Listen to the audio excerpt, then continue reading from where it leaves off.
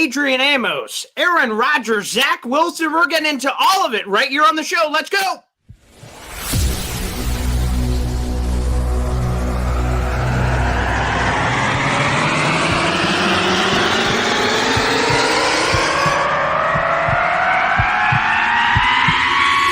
Zoinks.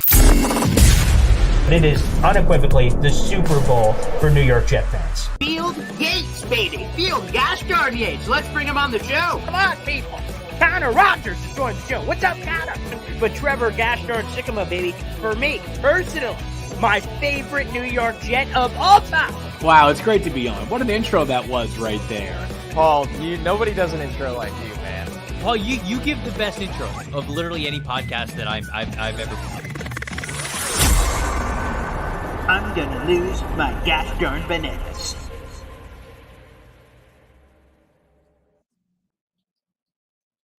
Hey everybody, my name is Paul Eston Jr., a.k.a. Boy Green. I'm the New York Jets digital reporter for Heavy.com. Welcome to my YouTube channel, youtube.com/BoyGreen25, and let's get right into it. We got a fantastic guest. It's been a hot second, so we got to catch up. Our boy, Zack Rosenblatt from the Gosh Darn Athletic. Let's bring him on the program. Zack with a beautiful background. It is sexy. It's great weather. This is fantastic. Thanks, man.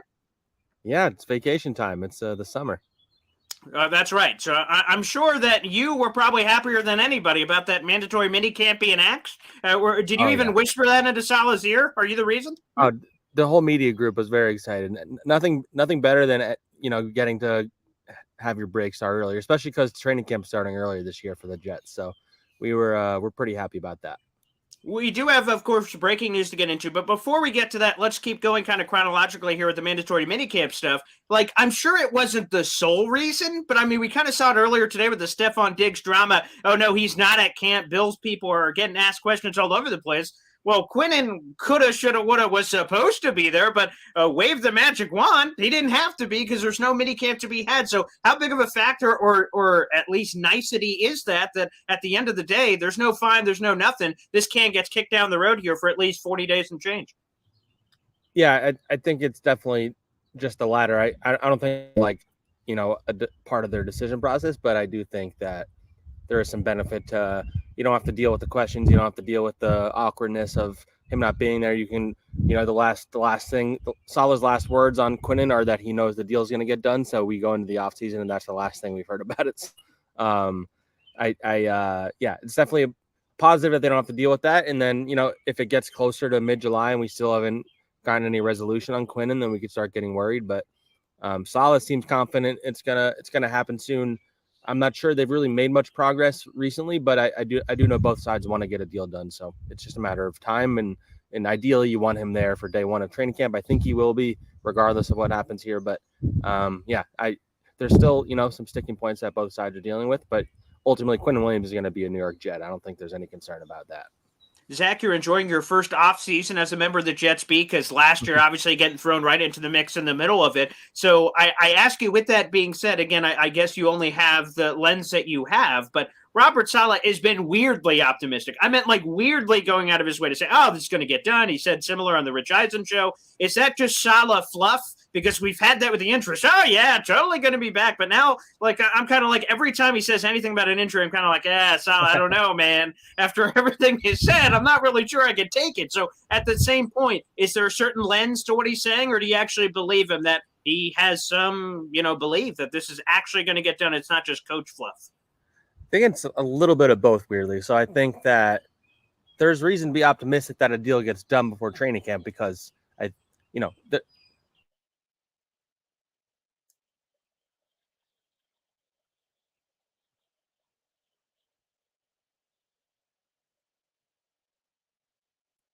think we lost Zach there. We'll get him back here in just a second here. We'll get Zach back here on the show. I think we got you back. Go ahead, Zach. Yeah, we lost you there. Yes, and I saw that. I was just going to say, I think that the sticking point is not like the value of the contract. It's more like, one side maybe wants more years, one side wants less years. I don't think they're not far apart. I think there's just, it's kind of like a game of chicken like it was with their Aaron Rodgers trade negotiations. Both sides want to get the deal done. Both sides want a certain thing. And then it's just going to matter of like who's going to relent. And I don't know who that's going to be. The Jets don't feel like they're in a rush, which is why, I think from the business side of things, I don't know if they would say we're 100% going to get this done before training camp. I think Salah's always going to be optimistic, and they need Quinnen for this defense, and he's not going to say anything else. So I think there's reason to be optimistic, and there's also reason to say I don't know that it's 100% going to happen before practice. All right, let's get into the splash. Kind of out of nowhere, quite frankly. The Jets signed Adrian Amos. He is the 6th Aaron Rodgers teammate of all these different guys that have joined the crew this offseason. Zach, did it seemingly come out of nowhere as much to your understanding that it seems like it did from a Jets fan perspective of us just kind of, being on social media going, whoa, there it goes? Because it seemed like the Jets were kind of intimating that their safety group was fine. Yeah, I wouldn't say I was shocked by it. Because surprised is probably the better word, just because, there wasn't any rumblings about it. But, I think at the beginning of the offseason when I would make my free agency list, I always included Amos just because, it was obvious they needed another safety, whether that was a number 2 or number 3 safety. He's a guy whose value has gone down a bit because he had a down year, but historically he's been a pretty good coverage safety, and that was one of their weaknesses. And the Packers connection to a degree, even though he's on defense. So, I think it makes sense, and it's kind of signing Douglas has done almost every year. He often will do a veteran signing in the middle of the offseason, right before training camp, right at the end of training camp. And I think it fits that mold, low-cost guy who can contribute either as a starter or as a third safety, and I think it was a smart move. He's a guy who, if he's healthy and he can play like he did even 2 years ago, then you have pretty good value right there. And I don't think Douglas is ever going to overspend on the safety position. I think that's become pretty clear. I am interested to see how he plays these 3 guys because historically they've all played the same position. Amos is a little different in playing style than the other 2. So I think there's a little more leeway to have Amos play with, Clark or Whitehead. But I think they like the versatility they can bring. And, they have a lot of cornerbacks that they believe in. And so this adds depth. And I think now you have 3 safeties that are locked in. And then it's going to be fun to see who fights it out for that 4th or if they keep 5 spots because you have Ashton Davis, you have Tony Adams. You have Garrett Bernard-Converse, who also can play corner, and then Trey Dean, the undrafted guy. So that'll be an interesting competition. Ashton Davis, really, his contract could be held against him just because if you cut him, you save a bunch of money, but they do value him on special teams. But, yeah, that'll be you feel good about the 3, and then, whoever's the 4th guy, they liked him enough to say he was the 3rd one going into this offseason. So the safety group you feel a lot better about now, just like it's kind of like, Joe Douglas, it seems like at these positions of supposed weakness on defense, he's filled it out with like a bunch of solid guys instead of spending a lot of money on it. You look at the defensive tackle, I think, they were trying to get like Fletcher Cox, Calais Campbell. Instead, they settled on Quentin Jefferson and Al Woods, 2 solid veteran guys. It didn't cost much. You're maybe going to slide JFM in more. You're going to slide in Michael Clemens more. And that's a solid group. You don't need a star next to Quinn. You need a solid player. And so that's what they're doing there. And then linebacker, maybe there's a move to be made. I don't know if it's Quan or somebody else. And then safety, you found another guy that you can trust. So they have good depth pretty much around the roster outside of the linebacker right now, I would say. Well, let me ask you, because it's interesting with the 3 safeties you mentioned, 2 of them being very good in the box, or better, rather, Jordan Whitehead and even Chuck Clark. Could that be potentially the 3rd linebacker, since they're not always on the field, that maybe that guy could slide into the box more, and then you have some of those quasi-free safety looks? Could that potentially be on the table? Yeah, I think that's a great point. Honestly, I hadn't even thought about that until you brought it up. But, yeah, I do think that there's some logic there, especially Chuck Clark, I think, plays in the box. I think he's at his best in the box probably. So, yeah, it gives you some versatility. I mean, Michael Carter II is going to be playing a lot too, so you're not going to play 3 linebackers a lot. They didn't really last year. That's the one thing I think Quan is a fun player, and I think he's very well loved in the locker room. The extreme passion the fan base has for him has always slightly confused me just because I don't think he made a huge impact last year. I think he was a solid 3rd linebacker, but ultimately, I forget what the percentage of snaps he played was, but it wasn't very high. In this defense, you need 2 solid linebackers, and then the 3rd guy can be, maybe a developmental guy like Sherwood or Zaire Barnes, or you can bring a safety down. But they're going to play more defensive backs more than they're going to play 3 linebackers most of the time. And just to go back to your comments, you've mentioned a few times like you got to like the 3 locks, I think was a word you used. So as far as you're concerned, Adrian Amos's presence doesn't suddenly, throw Jordan Whitehead or Chuck Clark to the side. Those three guys, from everything we understand, are going to be on the roster outside of something crazy. Yeah, absolutely. Especially because they restructured Whitehead's contract pretty recently, which is usually a sign you're keeping him because it wasn't a pay cut. It was just a spread out of the cap hit. So if it had been a pay cut, maybe he's on the bubble, but they like him more than I think the fan base does. And I think they think in year 2 in the system, he'll be better. And I think the combo of whether it's Chuck Clark and or Adrian Amos is an upgrade over LaMarcus Joyner, and if not like a pretty decent one.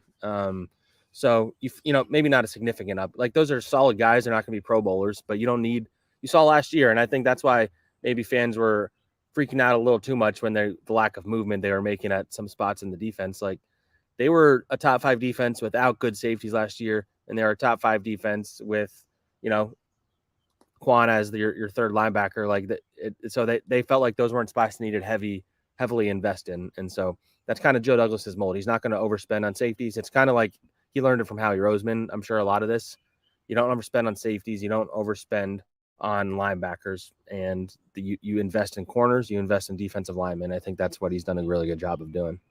Again, we're speaking of Zach Rosenblatt, baby. Make sure you give him a follow on the Twitter sphere. He's one of the best in the freaking business, as far as I'm concerned. And Zach, let me also ask you about the other free agency potential splurges, the Dalvin Cook thing. Now, Zach, I don't know how many others are like me and you, that we've kind of questioned the backfield, that Breece Hall coming back 100%, everything's all hunky-dory. You've been a guy that have been on it the entire time. I don't know. I mean, I know that's what they're saying. I don't know. I'm in the same boat as you. So that makes this Dalvin Cook thing very interesting because Robert Saleh, when he was asked, said, obviously we're going to turn the stones over. He didn't say that when DeAndre Hopkins' question was asked. He smacked that down. Zeke, who is also another running back, which is interesting, smacked that down. So leaving the door open on Cook, is that something to read into? Is that nothing to read into? What's your sense there?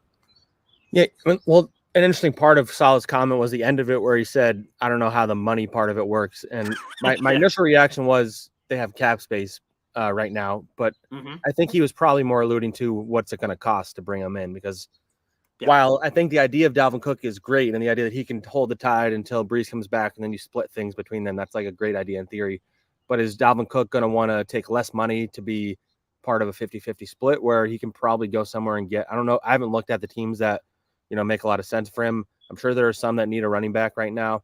So yeah, I don't know how much I'd be willing to pay for a running back if he's not your long, if you're going to be taken away from, they keep talking about how Breece Hall is good to go. So if they're right and they're not blowing smoke, which, as you were saying, like I'm skeptical he's going to be the same Breece right away. I don't know. I think it all depends on what the money is. I was looking at, because I have a story coming out tomorrow, just like of some of my observations from OTAs and stuff like that. I think the number 10 highest paid running back is Austin Eckler. He's making a little over $6 million, and right behind him is David Montgomery, $6 million.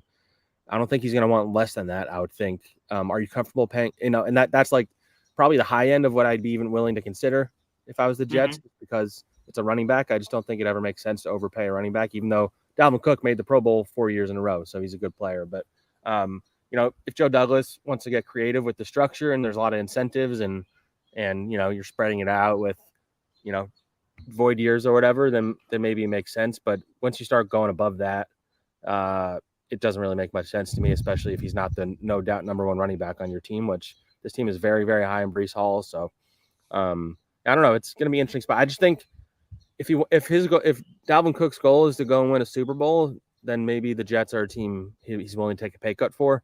He was on the Rich Eisen show today, and one of the big things was he kind of wants to be featured. It kind of sounded like. So I don't know that 100% is going to happen here. Maybe it will. Like maybe the first 8 weeks he's like the featured guy and he's going off and it's a great spot. But I feel like there's going to be other spots for him where he either gets more money and or more touches.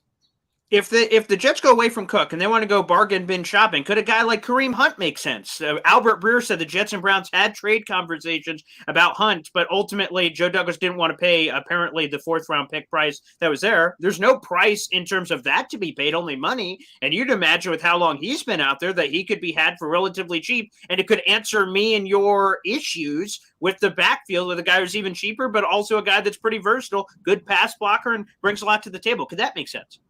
Absolutely. Yeah. I think, it kind of goes to the point I was making earlier about how Joe Douglas is really good at, waiting things out and getting guys at below market value because they don't have a market kind of thing. That's why, Quan Alexander came for pretty cheap last year. Al Woods came for pretty cheap. Quentin Jefferson, they got at a pretty good price.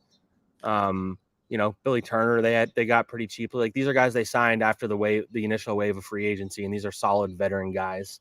And Kareem Hunt definitely would be a guy that would get the fans pretty excited. He's like one of those offseason signings that, especially when there's nothing going on, I think Jets fans would get overexcited about that's the kind of guy. There's a few veteran guys, Leonard Fournette's probably, maybe not the same player he used to be, but he's a solid veteran guy out there that could help.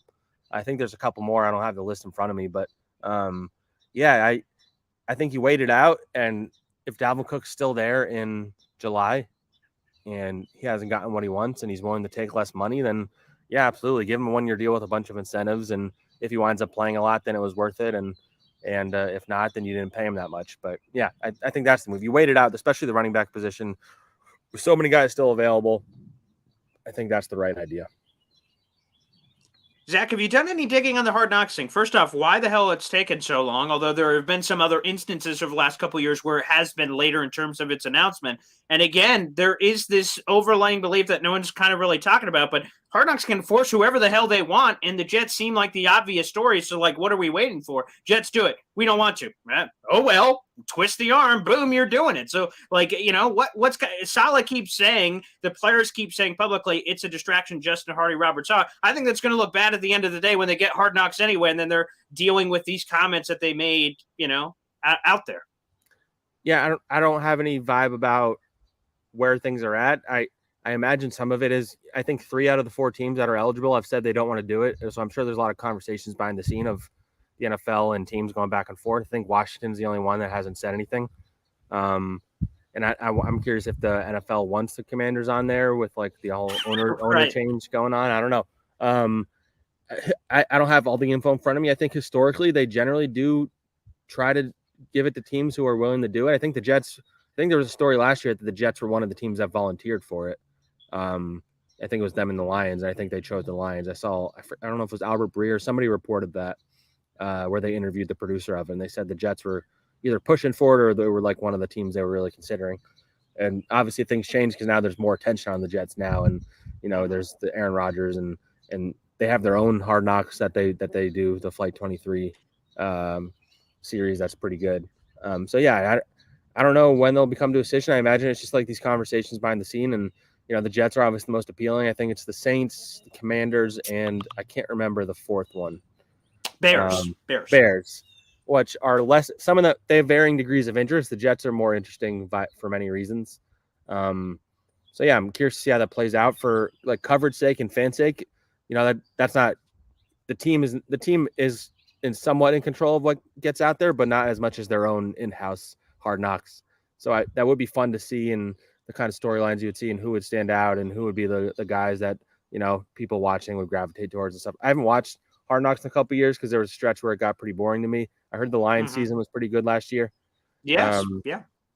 So yeah, it'd be fun to see them track the team like that. And, every now and then when our stupid faces cameo on these things and our stupid voices. Yeah, I don't know. I don't really have a vibe for when that's going to be decided. I do know the Jets very much do not want to be on it, though. Yeah, that has been very clear from all levels so far. But like I said, we'll see what happens here. We'll go through a couple more quickies here, Zach, before we send you off to vacation land and enjoying all those fun festivities. We might get to that to the end of the program. But I'm glad that we kind of waited for this conversation because you guys, the media, got to speak to Zach Wilson for the first time since the end of the year. What's your vibe on him? Because, like, man, I have to imagine it's tough to deal with. You're the guy. Then all of a sudden you got replaced, demoted, and now you're shoved in front of the media. Hey, how does it feel to be benched? You know what I mean? So kind of what's been his sense with handling it, which is obviously a very tough situation. Yeah, I think he handled it pretty well. I think, it's early, but you did kind of get the vibe that it does feel like there's a little bit of a weight off his shoulders. And he was like a little light, like it just feels lighter, like his just vibe feels, and because there is a lot less pressure on him, there's a lot less attention on him. He's working with his hero, he's spending a lot of time with him. Aaron Rodgers has raved about Zach.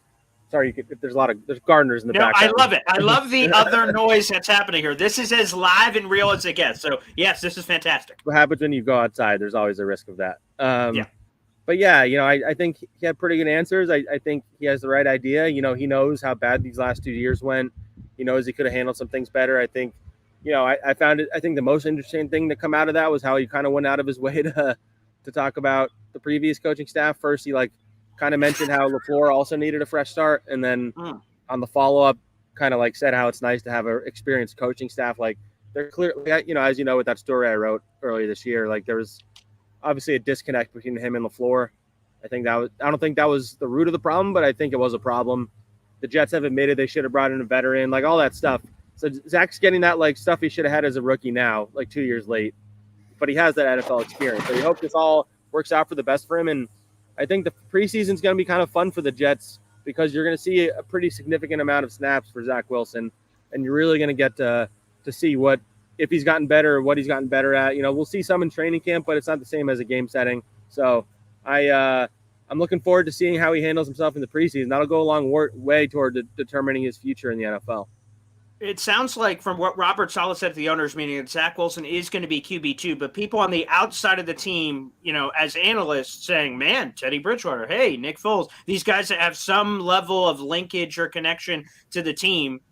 The way the Jets are talking, I think it would look bad if all of a sudden they flip to one of those guys. Zach Wilson must not be looking good for that to happen. But are those realistic possibilities, not considering injuries, that they'd go in some of those waters if there was a connection to be had, whether it's Foles, Bridgewater, or a different name that we're not talking about? No, I don't see that happening. I think they are comfortable with their trio. I think, they're confident Rodgers will stay healthy all season, and they like Zach as a talented number 2. And Tim Boyle, who knows the offense, as the emergency third guy. Maybe if Zach was a disaster in training camp in preseason, maybe they reconsider that, or if Zach gets hurt or Aaron Rodgers has a scare of some sort, something like that, maybe that you adjust the formula a bit because this is a team that wants to win the Super Bowl and you have to be prepared. So I get the desire for that, but yeah, I don't see that happening. I think they're going to roll with these 3 unless something changes in the training camp. Zach, you are our eyes and ears, so we are paying attention to your Twitter feed when OTAs are going on. There's a couple of shots of SNY or something grabbing someone throwing a pass or whatever the Jets feed us, but everything else, we're all just kind of going through you on your play-by-play articles of some of the other stuff that happened that people didn't see. Who stood out in your minds during OTAs, whether players that we know or players that we're going to become familiar with as training camp rolls around? So I don't want to step too much on the toes of the article I have coming on tomorrow, but yes. I'll shout out a guy that I mentioned in my most recent takeaways, and that is Jason Brownlee, the undrafted receiver from blanket on the school he went to. Yeah. Let me get that. Yeah, go ahead. We need to be better. Yeah, that's right. Yeah, I know. It's at the tip of my tongue. I can't. Was it Southern Miss, maybe? Yeah, I think that's right. Yeah, I think that's right. But he stood out. I think every practice I saw Southern Miss. You're right. Yep. Wow. Yep. Okay. So I still got it. All right. But yeah, at the last practice, he made this great one-armed catch from a Zach Wilson throw in the end zone. Aaron Rodgers went out of his way to shout him out, which I thought was cool. Him and Xavier Gibson. He's got good size, and I think he has a chance to push Denzel Mims for that. I guess it would be the 5th or the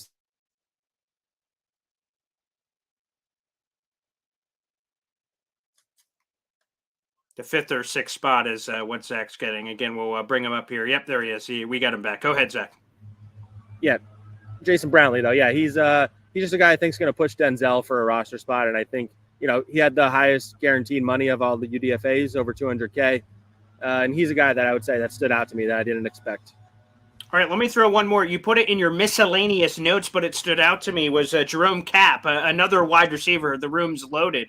And then he was DMing me about it after we sent out the little quote for your story that people, of course, can go check out. And it's just that he could be, quote, the leading contender for training camp darling. And Jet fans, I know, Zach, you have a brief history with Jet fans here, but those are exactly the kind of guys that people go crazy for. Google Wayne Kurbett's, and maybe it's the same for other NFL fan bases as well, that they just fall in love with a guy, and it is hard Knoxian that they're rooting for him to make the roster. He's got a cool backstory, whatever. I saw he made your column, like I said in the miscellaneous notes. What gives you the vibe that he is going to be that guy that Jet fans ultimately fall in love with? Well, I've covered the NFL long enough now that I know it's usually a wide receiver. Fans fall in love with receivers because it's just like a sexy position or whatever. They make big plays, stuff like that. So all the years I've covered the Eagles, Giants, Jets, there's always somebody that make some plays against, the third string cornerbacks and they make some plays in the preseason. Like last year was Calvin Jackson and Chris Streveler, obviously, like the duo of them. Like fans became obsessed, especially like fans were mad when Calvin Jackson got cut, and then they forgot about it like a couple months later. But basically, but yeah, Jerome Cap, he's a guy. He seems like he makes a lot of catches. He has the number 31, which is very weird for a wide receiver. Like I kept thinking he was a running back. I kept being confused by that.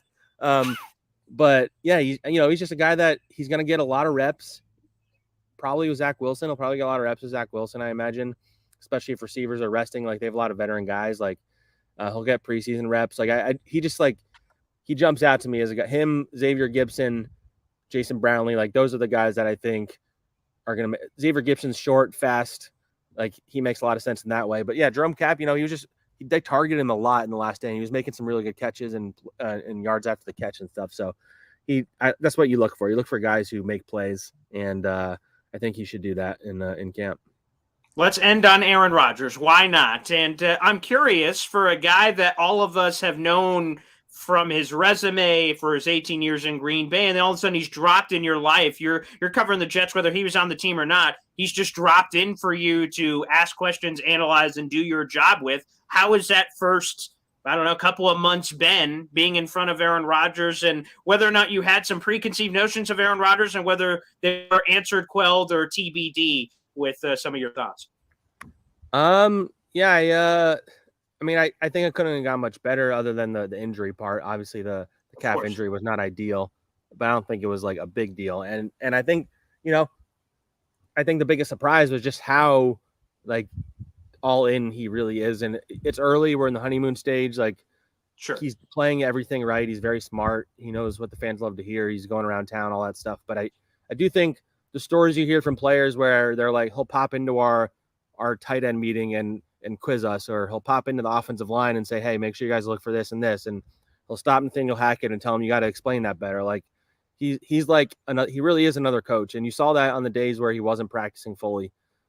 He was out there with the quarterbacks, coaching them up. You'd see him off to the side, talking to Jason Brownlee, and he's like, do you want to go that way and this way and that way? And talking to the tight ends, and he's talking to Sauce Gardner. And like, so he really is like embracing this new journey he's on. And, we'll see if that keeps going, and, or if things go badly, if it's still as hunky dory, but, all positive. And the fact that he like is basically another coach out there, I think is not something I necessarily expected. All right, and we're super early here, but I'm just kind of curious because I've gone both ways about it. Do you expect this Aaron Rodgers Jets thing to go off to a quick start in terms of their own stuff? I know they're going to be facing some good teams at the beginning of the season. Is it going to get off to a hot start? Is it going to be slow? Because, of course, as an optimistic guy, glass half full, I remember when Peyton Manning went to Denver, that first game of the season to kick off the year, he had like 6-7 touchdown passes against the Baltimore Ravens, and we were like, whoa, here we go, baby. And I could only imagine how Jet fans could react if that's the result on Monday Night Football against the Buffalo Bills. So could we get a hot start with the history with the offense, or could it be something with so many pieces and him just being dropped in that, we have to be realistic that this could be a bit of a process? What do you think? It's early. So it's hard to say. Like, I think we'll know in week one if it's going to be a fast start, honestly. Okay. There is an interesting thing is these receivers really have to get used to playing with Aaron Rodgers. Like you heard over the years about young receivers having a hard time, adjusting to the way he does things and the hand signals and the adjustments he makes at the line and stuff like that. Him coming to OTAs, I think, is a very beneficial thing. But I still think they are a ways away from like having the full comfort and the full breadth of the offense and all that stuff. So, and the offensive line hasn't really played together yet. So there's a lot of things that they're going to have to adjust. And I think those adjustments, it takes a while. It does help that you have him, you have Hackett, you have Alan Lazard, you have Randall Cobb, you have Billy Turner, you have all these guys who know the offense. Even Todd Downing, him and Nathaniel Hackett go back pretty far. And so they have the pieces in place to make it a quicker transition, but you don't know how everybody else is going to take all this stuff in. It's a new offense, new terminology, you have to learn, new quarterback, new tendency, new timing. Like, so there's a lot of stuff. And so it wouldn't surprise me if it was bumpy in the beginning, but Aaron Rodgers is a different kind of quarterback. So maybe. In your mind, Zach, and last one here before we get you out of here, again, we'll be sending you on your lovely vacation that'll be coming up soon here, is Mekhi Becton. if the Jets say, hey, you're playing right tackle, you're sitting on the bench, or you're competing for right tackle, rather not just being handed a job. You compete for right tackle, you're going to be on the bench because Robert Saleh went about as far as you could say that Dwayne Brown's going to be starting left tackle, and Mekhi didn't want to play. What do you think he does? Does he goes, F you guys, like, sit me, I'm the left tackle, and that's the only thing I'm doing? Or does he just say, hey, all right, fine, you bastards, I'll play right tackle? Yeah, I don't think there'll be an issue there. I think maybe he'll let his frustrations be known. I mean, even if you look last year, George Fant was pretty open about his frustration about being moved around back and forth. Like, I don't think they have issue with guys necessarily voice. I don't know if they loved, how he did it this most recent time, but he's made it clear he wants to be a left tackle, but Dwayne Brown, it's going to be hard to knock him off the spot, is what Saleh said. And I wouldn't say Mekhi's a lock to be the right tackle either at that point.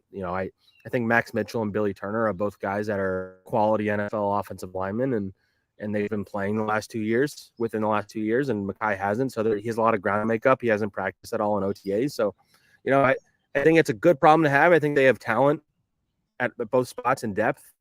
But yeah, I think ultimately Mekhi.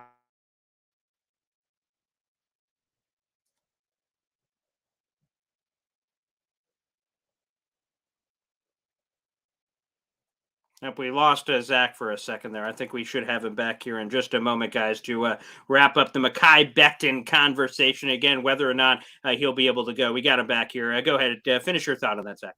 Yeah, I was just saying Mekhi will be the right tackle if they tell him he's the right tackle. Like, it's pretty simple. Okay. Yeah, that's to me. That's a big thing that I took that because like Robert Saleh dropped a couple of breadcrumbs and a couple of like he was direct. He went like, hey, you know what? Some tackles on this roster can play both sides. Some of them can, are more established. Like he really laid it out there on the line that like, hey, we're dancing around it in June, but like training camp, like he did last year. Okay, Mekhi's our right tackle. Like that's where he's playing. So like, I just feel like that's where we're all setting up, which could lead to beef or maybe no beef. But I just feel like we're all being dragged to that ending, and that could be muy interesante, as they say in the Spanish community, Mr. Zack Rosenblatt. All right, Zach, vacation time, baby. Enjoy it. The R&R. Kick your feet back. I'm sure there'll be absolutely no breaking news Jet stories while you're gone, but nonetheless, man, I hope you enjoyed it all. Appreciate it. Thanks for having me on again, man. There he is, Zack Rosenblatt, the best in the business. Make sure you subscribe to The Athletic and follow Zach on Twitter as well. Thanks.